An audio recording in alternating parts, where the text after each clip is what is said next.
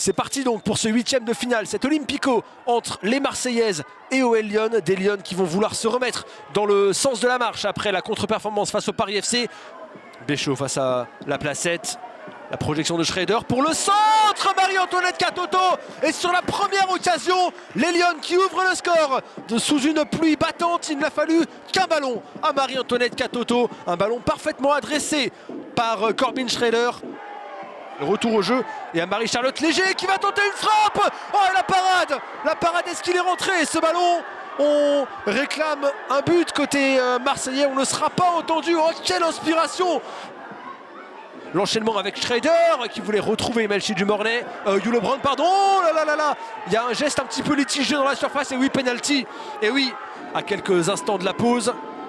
Et sous un climat toujours plus dantesque, Wendy Renard à 11 mètres pour le second but lyonnais.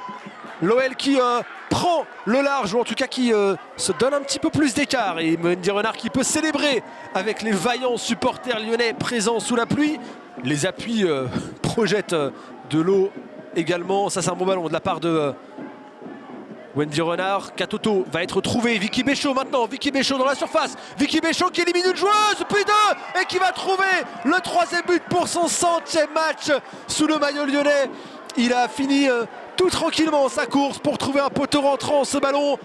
Là, sur cette pelouse, face à un adversaire qui se bagarre et qui a envie d'aller jouer sa chance à fond. Elles s'en sont bien sorties, les Lyonnaises. Attention à ce ballon donné pour Marie-Antoinette Katoto. Le ballon, le drapeau qui ne se lève pas. Le ballon pour Marie-Antoinette Katoto dans la surface qui va marquer le 4e but vraisemblablement. Il y a une position de hors-jeu qui sera signalée. Non, ce but semble validé. On n'avait aucun doute sur le fait que Marie-Antoinette Katoto allait au bout de son action et allait marquer.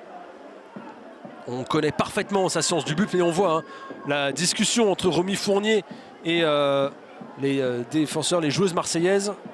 Ça va plonger devant le but de la gardienne algérienne de Marseille. À nouveau cette petite feinte pour aller pourquoi pas trouver Wendy Renard. Et le 5e but lyonnais, le doublé pour... Là, c'est Marie-Antoinette Katoto qui est à la récupération de ce coup franc. Avec Compaoré notamment, on insiste côté marseillais. Elles n'ont pas abdiqué. Marie-Charlotte Léger qui va tenter une nouvelle frappe. Oh, quel but exceptionnel! Elle avait réussi à vraiment inquiéter Tigane Maïka, à trouver la barre transversale en première mi-temps. Et elle va réduire l'écart. Marseille avait réussi à marquer face au Lyon en championnat. Elle récidive sur ce coup de canon. Et sur ce, c'est terminé. On n'ira pas plus loin sur... la pataugeoire dans le flot de cette surface de jeu qui est devenue de plus en plus compliquée au fur et à mesure de la rencontre.